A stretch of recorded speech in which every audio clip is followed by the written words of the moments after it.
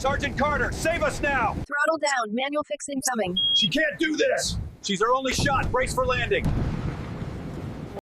Sergeant Emily Carter had been publicly shamed in front of a packed cabin of strangers, dragged from her first-class seat like some kind of intruder, while a pair of smug Air Force officers traded snide remarks about clerical grunts who didn't know their place. But as the plane shuddered violently over the Rocky Mountains, those same officers fell silent, their bravado crumbling like dry leaves. And when the former Delta Force pilot cracked open the cockpit door, he wasn't scanning the aisles for them. He was searching for her, the one person who could talk a failing engine back to life. The early morning haze clung to the runways at Chicago O'Hare like a stubborn fog rolling in off Lake Michigan. Sergeant Emily Carter navigated Terminal 3 with the quiet precision of someone who'd spent years blending into the background. Her army green backpack hung from one shoulder, her posture ramrod straight but understated. Dark hair tied in a neat ponytail, her fatigue jacket practical rather than flashy. She didn't draw eyes on purpose, that was how she operated. Her boarding pass read economy, row 32B. She hadn't asked for more, but when the gate agent scanned it, the printer whirred and spat out an upgrade. Complimentary first class, seat 2A, the agent said with a routine grin. Emily paused, caught off guard. Appreciate it, she replied softly. First class felt like another world, plush leather seats and the subtle scent of fresh coffee. She eased into 2A, stowed her backpack, and cracked open a dog-eared book on American Civil War history. It should have ended there. But across the aisle, two men zeroed in on her.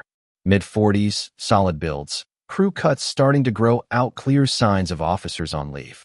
She spotted the Eagle insignias, the Air Force Academy rings. Definitely brass. Who let the help up here? One muttered, loud enough to carry. The other chuckled, swirling his pre-flight orange juice. Probably some quota filler. Secretary type who thinks a uniform makes her equal to the real deal. Emily flipped a page, unfazed. She'd heard variations of this in mess halls and hangars across bases, from Fort Bragg to Joint Base Lewis McChordman deciding who fit where. The louder one flagged a flight attendant. Miss, you positive about this seating? First class is for folks who've earned it, paying passengers, actual officers. The attendant's smile wavered, torn between policy and the uniforms glaring at her. She knelt by Emily's seat. Ma'am, I'm afraid there's been a mix-up with your assignment. I'll need you to head back to economy. Emily shut her book, using the old pass as a bookmark. She met the woman's eyes, awkward obligation, no real spite, and nodded. Understood. Standing, she moved down the aisle. The officers watched, smirks etched deep. One whispered theatrically, "Some folks confuse a desk job with command." The other laughed. "Hand them a badge, and they act like they run the show." Murmurs rippled through first class like wildfire in dry grass. Emily reached row 32, where economy squeezed people in like rush-hour commuters on the L train. She jammed her backpack under the seat and stared out the window. Faces around her darted away. They'd seen the demotion, pieced together the gossip. Humiliation settled in her gut like lead ballast. She'd shouldered it before proving herself in male-dominated shops where every wrench turn was scrutinized twice as hard. As the Boeing 737 taxied out, the sting lingered. The plane lifted off, Chicago's skyline shrinking to toy size below. Cabin routines kicked in, carts rattling with drinks, laptops humming, chatter fading to white noise. Emily became a ghost in the crowd, passengers avoiding her like bad luck. Invisibility suited her fine. For over a decade, she'd toiled in the shadows of aircraft bays, the unseen hand keeping birds airborne. Mechanic, troubleshooter, one called when rotors whined or circuits fried. But the burn in her chest persisted. She reopened her book, though her gaze kept drifting forward. During boarding, she'd glimpsed the captain in the galley. Most passengers ignored him, but Emily noted the details: standard pilot wings, plus a discreet Delta Force tab. Rare as hen's teeth, pinned on legends whose stories circulated in hushed tones around hangars. Laughter floated back from first class.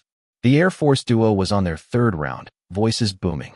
Trouble with today's forces, one pontificated, is all these back-end warriors. Clerks, grease monkeys, logistics hacks. They wouldn't last a day in the field. His buddy nodded. That one back there? Bet she couldn't change a tire without calling AAA. Snickers echoed nearby. Emily studied the clouds, expression neutral. Some fights weren't worth the ammo. Turbulence jostled the plane mild at first, enough to clink glasses. To Emily, it spoke volumes, a hitch in the right engine's hum, wings straining unevenly. She'd tuned her ears to machines for years. This one was murmuring warnings. An hour out, at cruising altitude, calm reigned deceptive. Lights dimmed, blankets rustled, screens glowed. Emily feigned sleep, old instinct from cargo hops, where dozing meant missing the telltale groan before breakdown. First clue, a sharp, metallic whiff in the air, hidden under recycled oxygen and snack smells. Overloaded circuits, insulation melting. Then the sound of faint stutter in the right engine, buried in the roar. She leaned toward the window. Exhaust plume off-kilter, vibrations pulsing through the frame. Bins rattled, a kid fussed rows back. Lights flickered once, twice. Heads lifted, unease spreading. "What's that?" someone murmured. Smoke tendrils curled from overhead vents, thin, gray, acrid. Panic ignited. Smoke. Is that fire? Flight attendants appeared, voices steady but strained. "Stay seated, folks. Just a small issue we're checking." Emily's heart rate dropped, training kicking in. "Assess. Electrical, not fuel, no open flame set." A deep tremor shook the fuselage. Compartments banged open, spilling bags. Gasps turned to cries. In first class, the officers bolted up, faces pale. "What's going on?" One barked at an attendant. "Turn this thing around now." Their earlier swagger vanished, replaced by raw terror. The intercom crackled. "This is your captain. We're handling some technical glitches. Seatbelts on, please." His tone was even, but Emily heard the edge checklists exhausted, real trouble brewing. She cataloged, right engine faltering, controls lagging, structure groaning under load. Cascade failure, the nightmare scenario simulators drilled, but reality amplified. Minutes dragged. Smoke thickened, lights stuttered more. Attendants prepped subtly, stowing gear, spotting vulnerable passengers. Then, unprecedented, the cockpit door swung open.